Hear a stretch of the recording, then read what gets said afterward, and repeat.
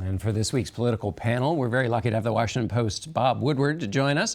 And he is here along with the editor-in-chief of the Atlantic, Jeffrey Goldberg. Bob, I want to start with you. The president has said that the press is the enemy of the American people. You know something about that kind of language. What do you make about that? The press is not that enemy, and the concern in the press is that we'll have secret government, that government does things that we should know about that we don't. And the judge who said it got it right. Democracies die in darkness. And so we're working against the darkness. Trump is right on some of these stories have been out of bounds. I think most of them have been quite good, and he's just going to have to learn that there are leaks and that there is criticism and so many things he's not going to like. And the key is to get the big things right. What's the policy in the Middle East going to be with Russia, with North Korea? What's he going to do with the economy? Cybersecurity, counterterrorism. Those are the big issues. Press should be thinking about them, so should he. Jeffrey, it's clear part of the White House strategy is to use the press as a foil, and we are right in there helping with that back and forth. How do you see that? On the other hand, the press as the enemy is a powerful statement. So how do you sort this through? Look, we all know that anytime the president of the United States opens his mouth, it's newsworthy. So we have to report on his attacks on the press. On the other hand, we don't want to create a feeling like this is completely unprecedented. I mean, I'm going back to a story Bob knows. In 1973, Walter Cronkite told The Atlantic, he said that the Nixon White House very deliberately used the press as a foil to enhance its own credibility. This is a strategy that has some precedent in American history, and so we just have to keep our journalistic composure about this as we go forward. Yeah, absolutely. Bob, let's talk about the president's press conference this week. You noticed something. Let's run a clip here quickly, and then I'll get your reaction to it. North Korea, we'll take care of it, folks. What's going to happen when I'm dealing with really, really important subjects like North Korea? I don't have to tell you what I'm going to do in North Korea. Wait a minute. So, Bob, what did you make of those three? So 3 times he's not asked once about North Korea, but he brings it up himself, saying, I don't have to tell. I'm clearly worried about leaks about North Korea, saying, hey, look, I'm going to take care of it, folks.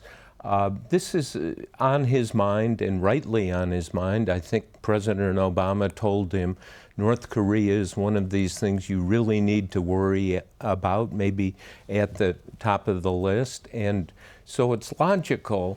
And again, where Obama apparently said, I don't sleep because of North Korea.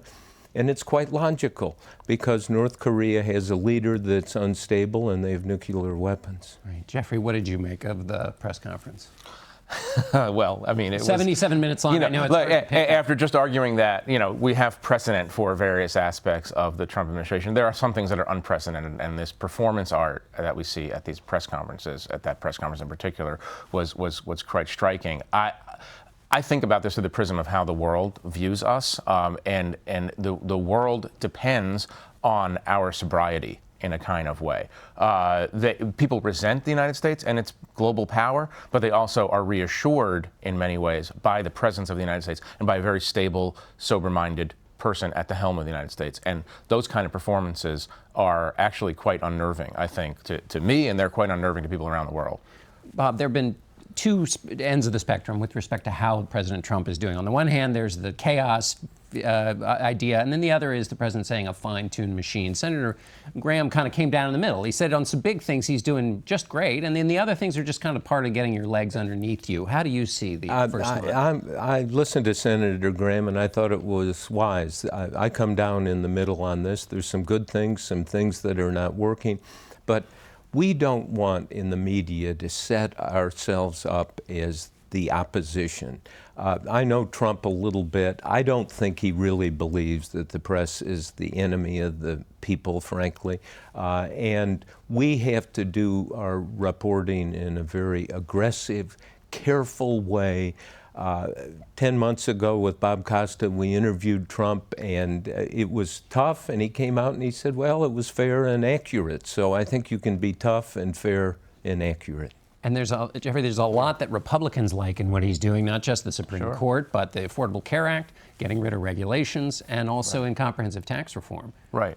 No, I mean, it's interesting in that in some ways, not giving political advice here, obviously, but in some ways they have a better story to tell than they are telling, and that's because in part because of this personnel chaos that's going on, National Security Council in particular, but in part because level of unnecessary attack on the media, these statements about the independent judiciary that are quite troubling. If he would get out of his own way on occasion, you could see a plausible case to be made that he has something good to sell to the people, and obviously the base seems to continue to appreciate what he's doing. They sure did in Florida yesterday. Bob, what is your view when we look back some years from now on the Michael Flynn saga? What should we take away? I think there are many unanswered questions about it. I'm not sure why it was a firing offense, quite frankly. And 2.5 weeks before the inaugural, I met with Flynn and went through a number of things like Russia. And he made the case, said, look, we're going to have a two-track strategy. Reach out to Putin and at the same time build up our military in a way that Putin is going to hate. And it's going to be very tough. We have not seen that side of it, but so if there's some strategy in all of this, and I agree with Jeffrey on the economy, they have so many points they could make, and they're just not. All right, I'm afraid we've run out of time. Bob, Jeffrey, thank you, both of you, and we'll be back in a moment.